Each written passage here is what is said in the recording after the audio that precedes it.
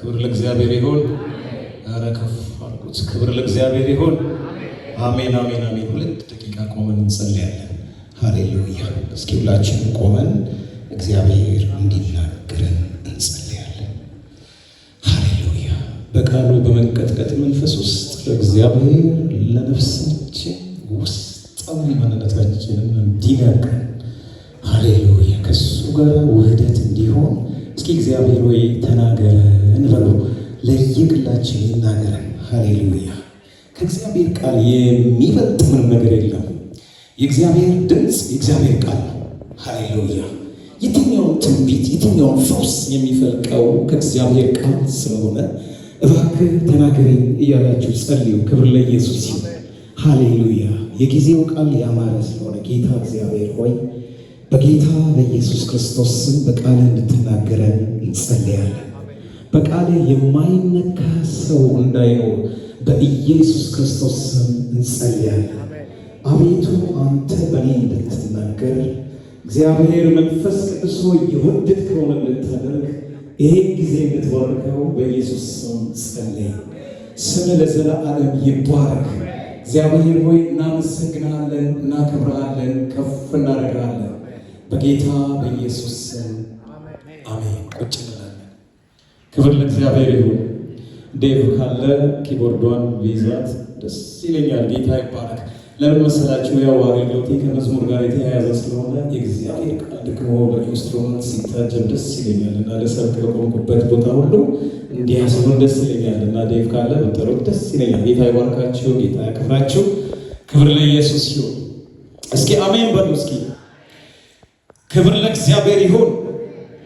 ክብር ለኢየሱስ ይሁን። ክብር ለእግዚአብሔር ይሁን። የጌታ ስም ብሩክ ይሁን። የዛሬ ሳምንት እዚህ ቦታ ላይ በእግዚአብሔር ቸርነት በዝማሬ ቆሜ ነበር። ዛሬ ደግሞ በእግዚአብሔር ቃል አንድ ነገር አውቃለሁ። እኔ በእውነት ነው የምላችሁ በቆምኩበት ቦታ ሁሉ የምናገረው ይህም ጌታ ደግሞ ውስጥ ያውቀዋል። እኔ መዘመርም መስበክም አልችልም። ከኢትዮጵያ ከአዲስ አበባ ጀምሮ የምናገረው በቃ ስለማልችል የጌታ መንፈስ ግን ውበት ስላለ በእኔ ውስጥ ይችላል። አሜን። ሃሌሉያ አሜን። ጳውሎስ እንኳን እኔ አልችልም ያለው ብቃታችን ከእርሱ የተነሳ ነው እንጂ እኔ አልችልም።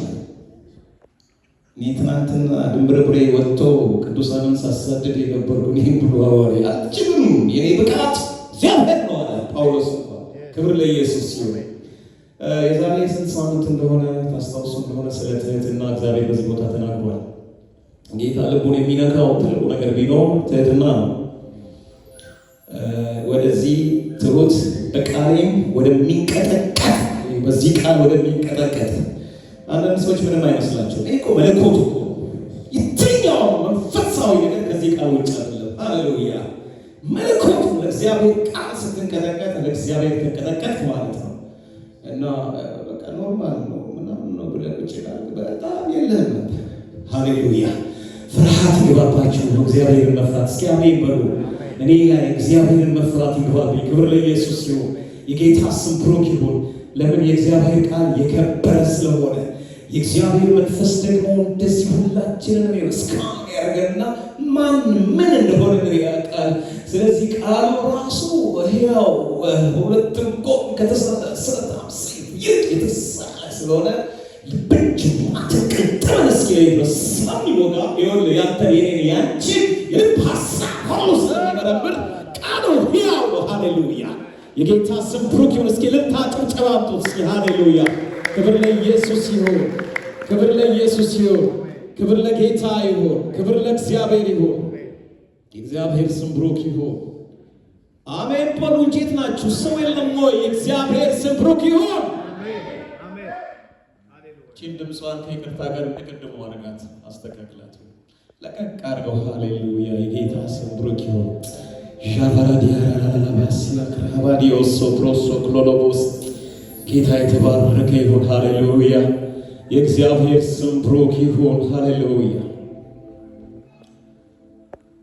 ባለፈው እግዚአብሔር የተናገረን ጌታ ኢየሱስ ክርስቶስ ካስተማረው አስተምህሮት ውስጥ ራሱ ከአፉ ጌታ ኢየሱስ ክርስቶስ ያስተማረው ትዝ ይላችሁ እንደሆነ ማቴዎስ 11:29 ላይ ከእኔ ተማሩ እያለ ብዙ ሰው ተከትሎት ፈሪሳውያን ዘርፋፋ ቀሚስ ለብሰው ስርዓታቸውን የሚያካሂዱበት የተዋበ መቅደስ እያለ እሱን ጥሎ በምድረ በዳ በየመንደሩ በየሰፈሩ የአብን ፈቃድ ሲያገለግል ቅዱሱ ኢየሱስ ለተሰበሰቡት ሁሉ ስሙ ከእኔ ተማሩ።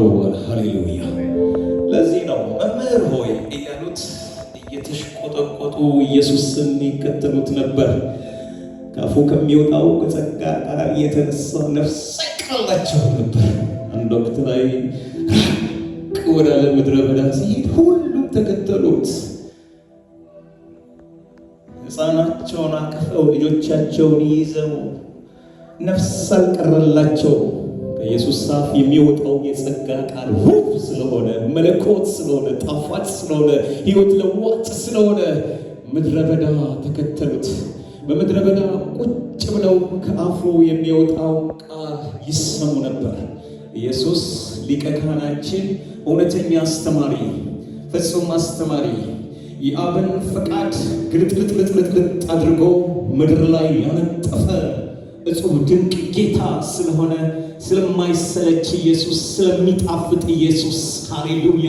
ሕይወት ለዋጭ ስለሆነ ኢየሱስ ከአፉ የሚወጣው ቃል አይጠገብም ነበር። ሃሌሉያ!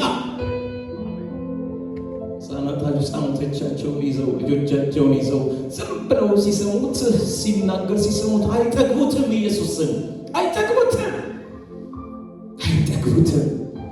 ስለሚበሉት እንኳን እስኪረሱ ድረስ እሱ ነው አስታውሶ ከኔ ጋር በምድረ በዳ ቆይተዋልና የሚበሉትን ስጧቸው ያለው እሱ ነው እኮ ይራራላቸው። ወደ ቤታቸው ሲመለሱ ጉልበታቸው ተብረክርኮ አቅማተው ወድቀው ስለው እንዳይወድቁ ጴጥሮስ፣ እንድርያስ የሚባሉ ስጧቸዋል። ኢየሱስ ስሙ ብሩክ ይሁን። ይሄ መልህቅ መልካም አስተማሪ ከአፉ የሚወጣው ቃል ነው ዛሬም ለእናንተ ያለው የእግዚአብሔር ማዕድ። የሚሰማና ሰምቶ በሕይወቱ የሚተገብር ሰው ያመልጣል። ክብር ለእግዚአብሔር ይሁን። ያመልጣል። ይሄ መልእክት እንደገና ጌታ ኢየሱስ ክርስቶስ ሲያስተምር በማርቆስ ወንጌል ምዕራፍ 7 ከ14 ጀምሮ እስከ 23 ማርቆስ ምዕራፍ 7 ከ14 እስከ 23 ይህንን የሚናገረው ድንቁ እኔና እናንተን በሞቱ ያዳነን ኢየሱስ እንዲህ አለ። ደግሞም ሕዝቡን ጠርቶ ሁላችሁም እኔን ስሙ አስተውሉ አለ። ከባድ ንግግር ነው። ደግሞ ቁጥር 14 ላይ ሕዝቡን ጠርቶ ሁላችሁም እኔን ስሙ አስተውሉ። መስማት ብቻ ሳይሆን አስተውሉም። ከሰው የሚወጡት ሰውን የሚያረክሱ ናቸው እንጂ ከሰው ውጭ የሚገባውስ ሊያረክሰው የሚችል ምንም የለም። የሚሰማ ጆሮ ያለው ቢኖር ይስማ አላቸው። ከሕዝቡም ዘንድ ወደ ቤት ከገባ በኋላ ደቀ መዛሙርቱ ምሳሌውን ጠየቁት። እርሱም እናንተ ደግሞ እንደዚህ የማታስተውሉ ናችሁን? ከውጭ ወደ ሰው የሚገባ ሊያረክሰው እንዳይችል አትመለከቱምን? ወደ ሆድ ገብቶ ወደ እዳሪ ይወጣል እንጂ ወደ ልብ አይገባምና መብልን ሁሉ እያጠራ አላቸው። እርሱም አለስ ከሰው የሚወጣው በደንብ እናንተም ቅዱሳን አስተውሉ፣ የኢማኑኤል ቅዱሳን አስተውሉ። ከሰው የሚወጣው ሰውን የሚያረክስ ያ ነው። መለኮታዊ መልእክት ለጉባኤው ይሄ ነው። እግዚአብሔር በውስጥ ያስቀምጠው። እንደምታውቁት እግዚአብሔር ፈጣን ነው፣ ማንም አይቀድመው። መለኮት ነው። ሃሌሉያ! ሲናገር ያውቅበታል። ቅድም እንዳልኩት እግዚአብሔር ቃል ነፍስን ውስጥን ስለሚመረምር ይሄ ቃል እኔንም እናንተንም ይመረምረናል። ምንድነው ሰውን የሚያረክሰው ነገር? ከሰው የሚወጣው ሰውን የሚያረክስ ያ ነው። ከውስጥ ከሰው ልብ የሚወጣ ክፉ ሐሳብ። እዚህ ተቀምጣችሁ ክፉ ሐሳብ ልታስቡ ከሆነ በአጭር አማርኛ ረክሳችኋል። የትኛውም የምስጋና መስዋዕታችሁ እግዚአብሔርን ተች አያደርገውም። ቅዱስ ቃሉ ነው። ያለ ቅድስና እግዚአብሔርን ማየት በቃ አይቻልም። እኔ ያለውጠው የትኛው ሰው ቃል አይለውጠው። ቃሉ ከሚያልፍ ሰማይና ምድር ቢያልፉ አይደል ፓስተር ይቀላል። ነፍሱን በመስቀል ላይ ያንጠለጠለው ኢየሱስ በዚህ ቃል ቀዳቅም ብራዘር ሄኖክ አትቀልድ። ቀዳቅም ወንድሞቼ እህቶቼ፣ እግዚአብሔር ቃል እጹብ ድንቅ ነው። እኔ አሁን እያለቀስኩ እየጸለይኩ ያለሁት አሁን ያለሁበት ስፒሪቹዋል አንደርስታንዲንግ ህይወቴ እንዲዘምርለት ህይወቴ ወንጌል እንዲሆንለት ነው ማለቅሰው። ጸጥ ብላችሁ በቃ የህይወት ሽታ በቃ ሃሌሉያ፣ ክብር ለኢየሱስ ይሁን። በቃ ክርስትናን መኖር መዝሙሮቻችን ሁሉ ይገልጡታል እኮ ሁሉን ትቼ ሁሉን ምናምን ይላል። ግን ፕራክቲካል ላይፍ እንደዘመር ነው ማለት ነው። ጨካኝ መሆን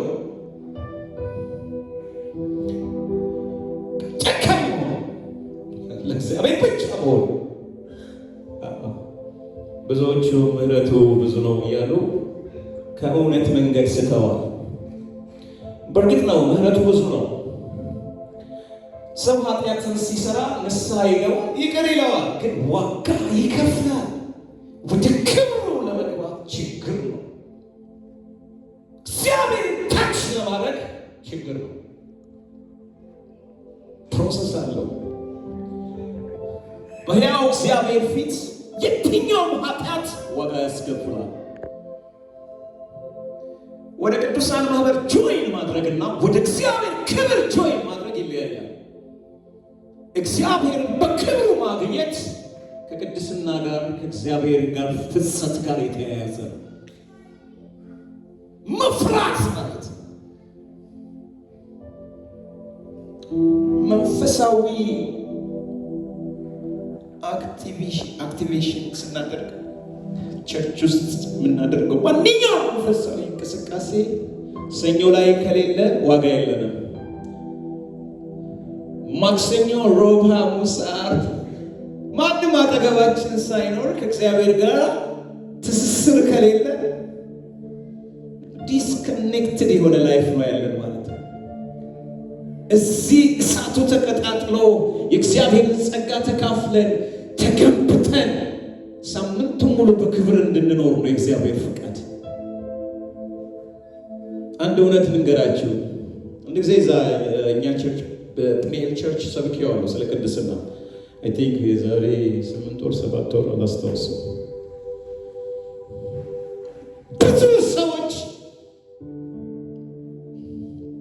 ብዙ ሰዎች የማይነኩት የህይወት ምዕራፍ ቢኖር ቅድስና። ግን የሚገርማችሁ ነገር ግድ ነው ስለ ቅድስና እንድንሰማ። ክብር ለኢየሱስ ይሁን። ያለ ቅድስና ክርስትና የለም። እግዚአብሔር በክርስቶስ ኢየሱስ ሲጠራን ቀድሶን እኮ ነው። ያንን ቅድስና ጠብቆ የመሄድ ኃላፊነት የኔ የእናንተ ነው። ያንን ቅድስና ካልጠበቅን ሰውን የሚያረክሰው ከሰው የሚወጣው ክፉ ሐሳብ፣ ይሄ ክፉ ሐሳብ ያረክሰናል ማለት ነው። አንደኛ። ሁለተኛ ዝሙት፣ ሶስተኛ መስረቅ፣ አራተኛ መግደል፣ አምስተኛ ምንዝርነት፣ መጎምጀት፣ ክፋት፣ በኢየሱስ ተንኮል፣ መዳራት፣ ምቀኝነት፣ ስድብ፣ ትዕቢት፣ ስንፍና ናቸው። ይሄ ጌታ ኢየሱስ እያስተማረ ያለው ትምህርት ነው። ይህ ክፉ ሁሉ ይልና ከውስጥ ይወጣል ሰውንም ያረክሰዋል ይላል። እስኪ ራሳችንን እንይ። ክፉ ሐሳብ መንፈሳዊነታችንን የሚገድል ምቀኝነት፣ ስድብ፣ ጩኸት፣ ሁከት እግዚአብሔር መንፈስ ጨው መንፈስ የማይወደው የትኛውም የህይወት ምዕራፍ መርከስ ይባላል። ልንዘምር እንችላለን፣ ልንሰብክ እንችላለን። ልክ እኔ እንደምሰብከው ግን እግዚአብሔር የሌለበት ስብከትና ዝማሬ ይሆናል ማለት ነው። ይሄ ጌታ ትምህርት ነው። ይሄ የሚደፈር መልእክት ነው ወገኖቼ።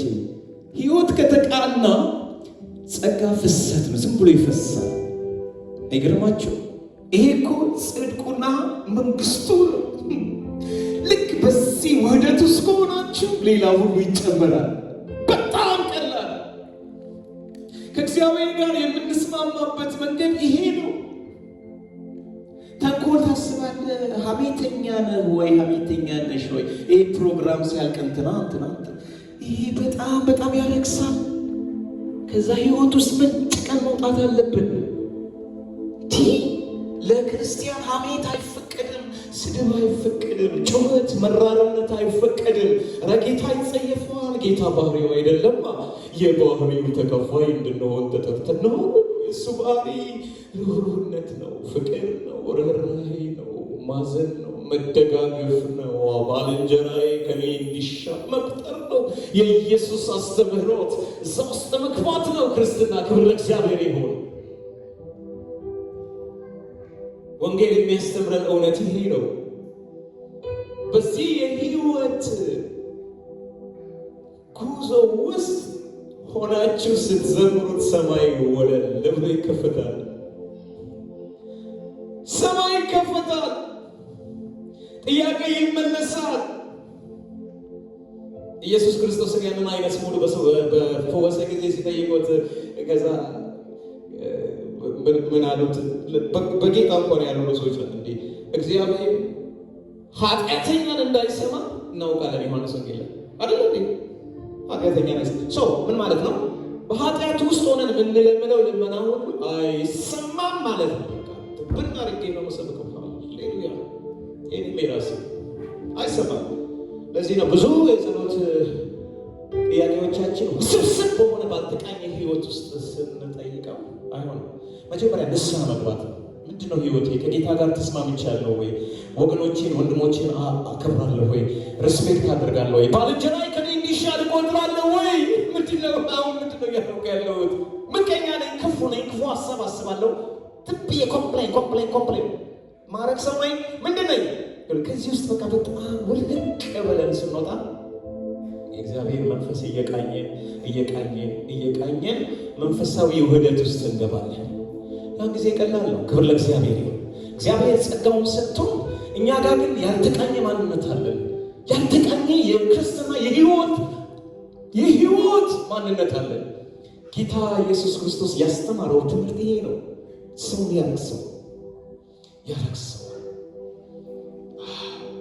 እኔ መግቢያው ላይ ያለውን ሳነበው ደግሜ ደነግጣለሁ።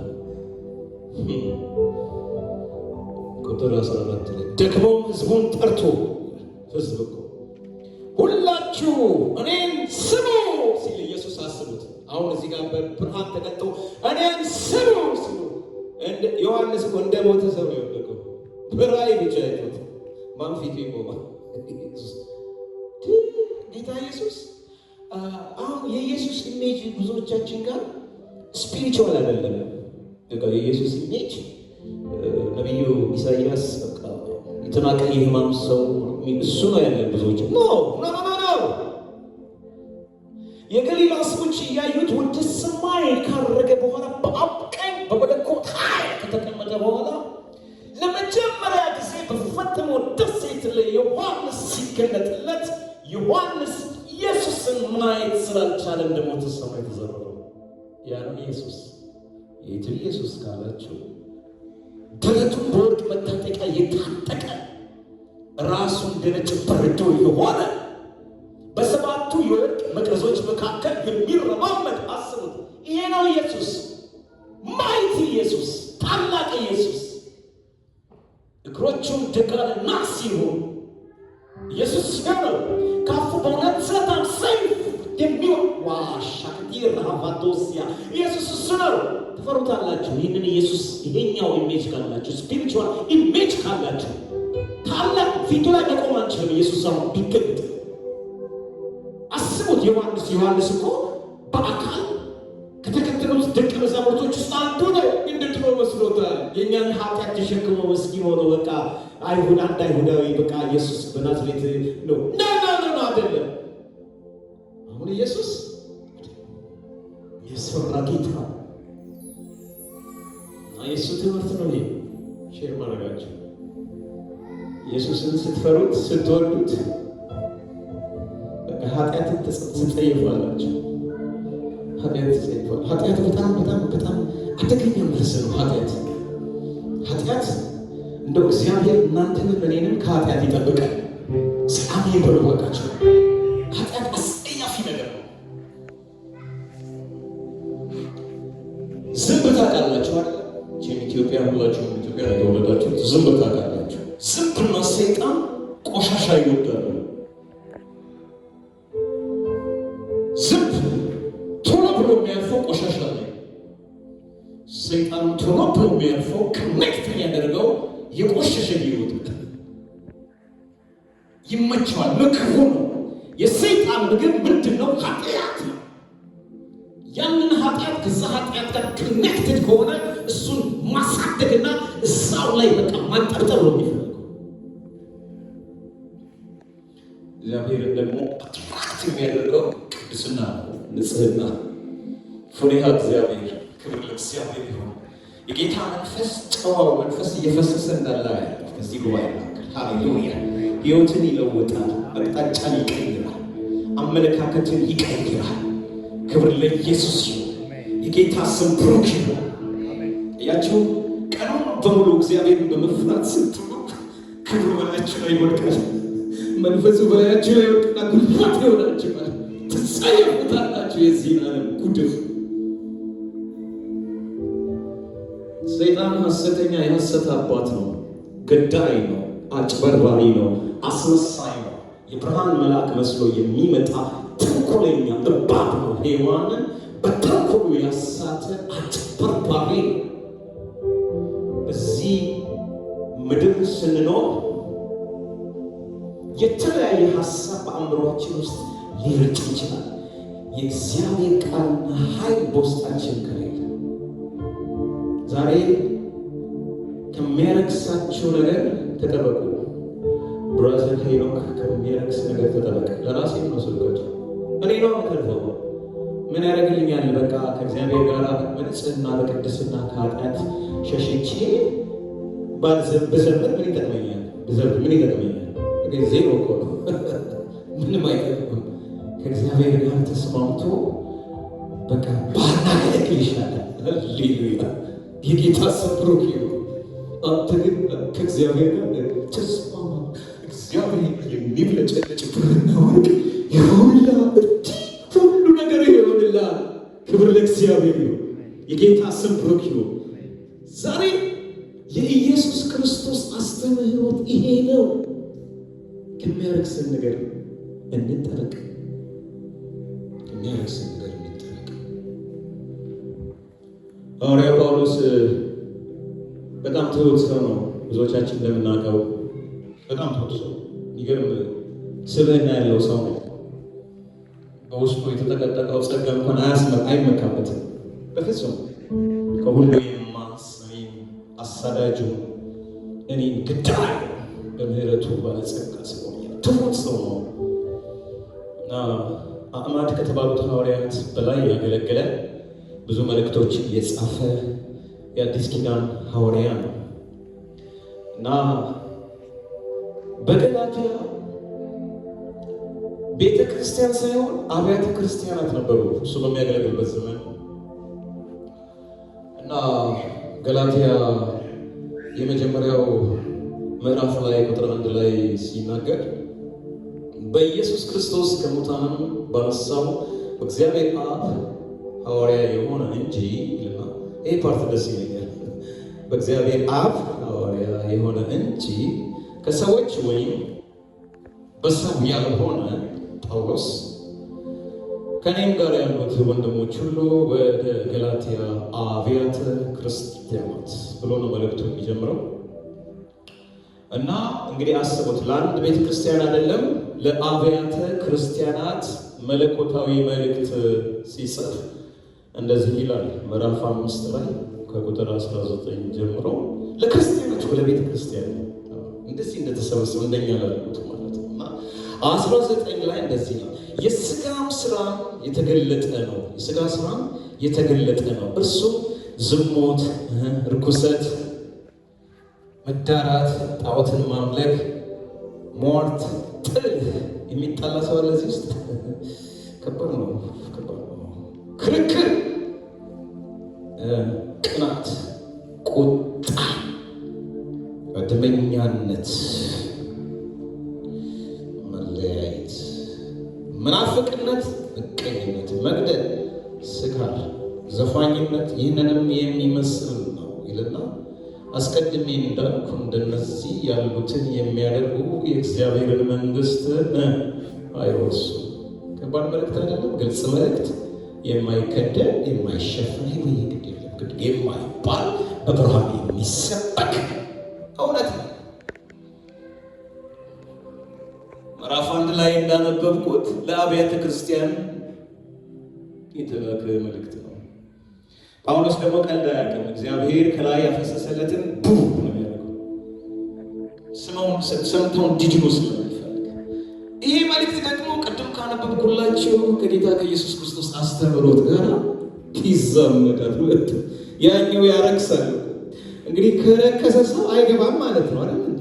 አይገባም ማለት ነው። ስለዚህ ቅዱሳን በጣም ንቀት እንድንል ይሄ ዘመን በጣም ከባድ ዘመን ስለሆነ በእውነት መኖር ላይ ጀግንነት የሚጠይቅ ዘመን ስለሆነ ወደን ፓስተር ግንሽ ጀግንነት ያለ ጌታ ኖር ወደ ጌታ የሚያሰኝ ጀግንነት የሚጠይቅ ዘመን ስለሆነ ራሳችን ማየት ይገባናል። እነኚህ ምቀኝነት፣ ይሄ ዝሙት፣ መዳራት ምናምን የሚባሉ ነገሮች ሰው ላያቸው ይችላል።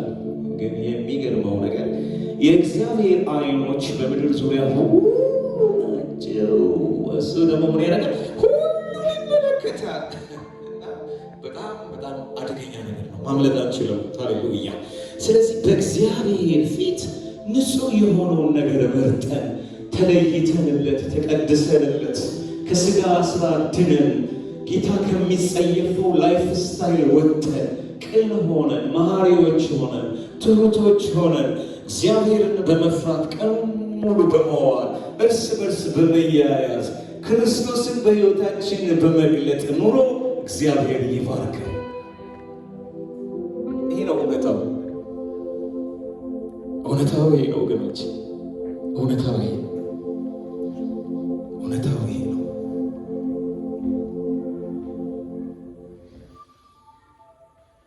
በዚህን ሰዓት አላፋት ሺህ ጊዜ ሺህ መላእክቶች የእግዚአብሔርን ዙፋን ከበው የሚናገሩት አንድ ቃል ነው። ግን የሚናገሩት ያን ቃል ብዙ ጊዜ ነው።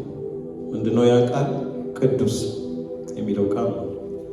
እና ያን ቃል ቅዱስ ቅዱስ ቅዱስ ቅዱስ እግዚአብሔር እኮ በነገራችን ላይ ያስፈራል። በእኛ ዘመን ደግሞ ያው የጸጋ ዘመን ስለሆነ በጣም ብዙ ስለሚታገስ እና ዝም ስላለን እዛው እሱ የማይከብርበት ላይፍ ሳይክል ውስጥ ሆነ ዝም ብለን እዛው ልናጠበጥብ እንችላለን። እሱ ዝም ብሎ በፍቅርና በህብረት አንድ ቀን ይቀየራል ትቀየራለች እያለ እንጂ ሳያውቀው ቀርቶ አይደለም። ሳያውቀው ቀርቶ አይደለም። እና ህይወታችንን ዲፕ ያውቀዋል። እና የሚበጀን ከነዚህ እሱ ከማይከብርበት ነገር መራቅ ነው። በቃ የምድር ኑሮ ደግሞ ውስን ነው። ታውቁታላችሁ። መቼ ወደ ጌታ እንደምንጠራ አናውቀውም። እንዲኖሩልን እንመኛቸው ወንድሞቻችንና እህቶቻችን ከጎናችን እኮ አጥተናል በጣም በወጣትነት እድሜ እና ዛሬ በእግዚአብሔር ፍርሃት መኖር ጥበብ ነው፣ ማትረፊያ ነው። ክብር ለእግዚአብሔር ይሁን። እንደ ተጻፈው መኖር ክብር ለኢየሱስ ይሁን። አንድ እውነት ልንገራቸው፣ የጌታ መንፈስ የሚያቀብለኝ ምድር ላይ የትኛውም ነገር ቢኖረን ሰክሰስፉል አይደለንም። በእውነት ደግሜ ይላቸዋል። በምድር ላይ ለሰው የሚያስፈልገው ነገር በሙሉ ቢኖረን ሰክሰስፉል አይደለንም። ሰክሰስፉል መሆን በመንፈስ ዓለም ከእግዚአብሔር ጋር በንጽህና ተዋህዶ መኖር ነው። እግዚአብሔር እየፈሩ መኖር ነው። ኢየሱስ ክርስቶስ የሌላቸው ማት የምድር ነገር የሚያግበሰብሱ ብዙዎች አሉ። እሱ አይደለም ህይወት። ክብር ለኢየሱስ ይሁን። ጽድቁና መንግስቱ ጋር መጣበቅ መፍራት። አሁን ከዚህ ስንወጣ የህይወት ምዕራፋችንን ጌታ ሲያዩ እንዴት ነው ነገ እኮ ይነጋል አይደል? ነገ እንኖር የለ ወደ ስራ ስንሄድ ምንድን ነው አነጋገራችን? ላይፍ ስታይላችን ከእንቅልፍ ስንነሳ ከጌታ ጋር ኮሙኒኬት እናደርጋለን ወይ? በቃ ከጌታ ጋር ነን ወይ? ጌታዬ የኔ አባት እያለን ከእሱ ጋር እያወራን እንውላለን። እዛ ቀኑ ማክሰኞ እያለ ኔክስት ሰንደይ ስንመጣ ክብርና ኃይል፣ ንጽህና፣ ቅድስና ይዘን እንመጣለን ወይ? ኢንፍሉዌንስ እናደርጋለን ወይ አየሩ ላይ? ይሄ ነው የህይወት መርህ። ክብር ለኢየሱስ ይሁን። የህይወት መርህ ይሄ ነው። ክብር ለእግዚአብሔር። ሌላው ነገር ፍሰት ነው። አገልግሎት ፍሰት ነው። ክብር ለኢየሱስ ይሁን። ብዙ ስለተጨነቅን አይደለም፣ ራሱ ጸጋው ነው በሚሰራው። እኛ የምናደርገው ነገር የለም እኮ ጸጋው ነው የሚሰራው። ኢማኑኤሎች ጌታ በጣም በዚህ ቤተ ክርስቲያን በክብር እንደሚገለጥ አምናለሁ። ግን ይሄ ወሳኝና ወሳኝ ነገር ነው። ቅድስና፣ ንጽህና፣ አለመርከስ። ክብር ለኢየሱስ ይሁን። አለመርከስ፣ ኢሞሽናል አለመሆን፣ ስጋዊ አለመሆን። ደግሞ እኮ ችግሩ የኛ አሁን በዚህ ዘመን ልምምዳችን ብን አድርገን ኃጢአት ሰርተን ወይ ተቆጥተን ወይ ተሳድበን ኖርማል ነው መተን እንዘምራለን። በጣም አደገኛ ነገር ግዳይ ነገር ስፒሪቹዋል ነገራቸው ግድል የሚያደርግ አንደበታችሁ ሊዘምር እንዲህ ብትሉ አረ እግዚአብሔር ሆሪ ነው። ሀማሻቲ ረሃተው ሲኪያ ለምን መሰላችሁ? አሁን እየተመለከ ነው። በጣም እየፈሩት በግንባራቸው ተደፍተው ወይኔ ጌታ እግዚአብሔር ይኸው ተንበርክከው አሁን እያመለኩት ነው። እናም ቃሉ ምን ይላል መሰላችሁ? ሌትና ቀን አያርፉም ማለት አሁንም እያመለኩ ነው። እና በግንባራቸው ተደፍተው ቅዱስ ቅዱስ ቅዱስ ቅዱስ ሲሉ ሌትና ቀን አያርፉም። ወይኔ እግዚአብሔር እኮ ትልቅ ነው። እንዴት እንደምትስሉትን ያላቅም። እንዴት ነው እግዚአብሔር ሲባል እንዲህ በጣም ትልቅ ነው። የሚያስፈራ ነው። እግዚአብሔር የሚያስፈራ ነው። በጥላው ዘመን በብሉይ ኪዳን ዘመን እንኳ ሙሴ ሕዝቡን ሲመራ እስራኤላውያን ምንድን ነው አንተ በቃ እግዚአብሔር ይውረድና ይናገረን በቃ ሰለችን። ወደዛው ይሻለን ነበር፣ በምድረ በዳ ገለን ነበር። ግብፅ ይሻለን፣ ባርነቱ ይሻለን ነበር። እዛው ዱባ ሽንኩርት በዛው ይሻለን ነበር። እግዚአብሔር ሲሉ ነው እንዲህ ያለ እግዚአብሔር ገና በሲና ተራራ ብቅ ብሎ የሲና ተራራ ጫፍ ላይ እግሩን ሲያረግዝ ጨሰ ብለው ሸሽ። አንተ በቃ ፊታቸው እግዚአብሔር ትልቅ ነው ወገኔ፣ ትልቅ ነው። ትልቅ ነው። ቃሉ ሲናገር እግዚአብሔር ትልቅ ነው። እኛም አናውቀው። ታውቆ አይጨርስም። ያንተና የኔ እግዚአብሔር ታውቆ አይጨርስም። እሱ ብቻ በፍርሃት ይመለካል፣ በቅድስና ይመለካል። በቃ እሱ ብቻ በመንቀጥቀጥ ይመለካል። የጌታ ስም ብሩክ ይሁን። ከሁለት መጽሐፍ ነው ያካፈልኳቸው፣ ማርቆስ ወንጌልና ገላትያ። ሁለቱም ተመሳሳይ ሀሳቦች ናቸው። ስላለመርከስ ብዙ ቻፕተሮችን ሊስት አውት ማድረግ ይቻላል። ይሄ ብቻ በቂ ነው። ሁለቱ ወጣቶች ከክፉ ባልንጀርነት ተጠበቁ፣ ትላልቆች ደግሞ ሕይወታቸውን እዩ። ለእኔም ለትንሹ ሰው ጸልዩ። ቅድስናን የመሰለ ነገር የለም። ጌታ ከሌለን በቃ ሜዳ ላይ ቀረን እኮ። አድኖ ዋጋ ከፍሎልን ጸጋን ሰጥቶን በዛ ጸጋው ደግሞ እንደሚያስችለን እያወቅን ለስጋችን አርነት አንስጥ። የስጋ ስራ የተገለጠ ነው የሚለው እነዛ ሊስቶች በህይወታችን እንዳይኖሩ ሁልጊዜ ንቁ እንሁን። ደግሞ የሆነ ችግር ፎልት ስህተት ፈልጎ ባላጋራችን ዲያብሎስ የሚወጣው ፈልጎ እንደሚያገሳ አንበሳ በዙሪያችን ይዞር የለ የሆነ ነገር ስናደርግ መጥቶ ቢጨማምርልናል። ከዛ ንስሐ ገብተን ቶሎ ታድሰን ተገልብጠን ካልተቃወምነው በስተቀር በዛው ከቀጠልን በጣም አደገኛ ነው። መንፈሳዊ ነገር ሴንሲቲቭ ነው። ክብር ለኢየሱስ ይሁን። ጥንቃቄ ይጠይቃል። የሰማይ አምላክ እግዚአብሔር ጌታ ኢየሱስ ክርስቶስ እንዳስተማረው ሐዋርያው ጳውሎስ ለገላትያ አብያተ ክርስቲያናት መልእክት እንደጻፈው እግዚአብሔር ከሥጋ ስራ ይጠብቀን። እንደምታውቁት የመጨረሻው ቃልን መነግራቸው ገላትያ 5:24 ላይ የክርስቶስ ኢየሱስ የሆኑቱ ሥጋን ከክፉ መሻቱና ምኞቱ ጋር ሰቀሉት ይላል። እንግዲህ የክርስቶስ ኢየሱስ የሆኑቱ ሥጋን ከክፉ መሻቱና ምኞቱ ጋር ሰቀሉት ይላል። ሥጋችንን ከክፉ መሻቱና ምኞቱ እንስቀለው። ጌታ ኢየሱስ በጸጋው ድንቅ አድርጎን ሌላ ክብር ውስጥ ይከተናል። ክብር ለኢየሱስ ይሁን። ኃይለኛ ክብር ውስጥ ቤተ ክርስቲያን ገብታ ተናጣቂ የምትሆን አጋንንት በጎኗ ባጠገቧ የማይቆም ስብዕና ያለው ክርስትና። ሃሌሉያ! እያቸው ጻድቅ ያለ ፍርሃት ይላል አይደል? አንበሳ ይኖራል ማለት የተቀደሰ የተለየ ሰው ኮንፊደንስ አለው ማለት ነው። ሃሌሉያ! አይሸማቀቅም፣ ይረግጠዋል። በኢየሱስ ስም ሲለው በጌታ በኢየሱስ ስም ብንን ነው የሚለው ሰይጣን። እንደያስቀየዋ ልጆች ግን ዝም ብለን ስለተባለ ካለን አደገኛ ችግሮች ልንወድቅ እንችላለን። ጳውሎስ በሚለው ኢየሱስን አውቀዋለሁ፣ ጳውሎስን አውቀዋለሁ፣ እናንተ ደግሞ ማን ናችሁ እንዳንባል ውህደት ከጌታ ጋር። ክብር ለኢየሱስ ይሁን። አጋንንቶች ይወላቸው ለእግዚአብሔር ክብር ተለይቶ የሚኖረውን ሰው ያውቁታል። ክብር ለኢየሱስ ይሁን። የጌታ ስም ብሩክ ይሁን። እግዚአብሔር በዚህ ቃል ይባርከን፣ ፍሬያማ ያድርገን።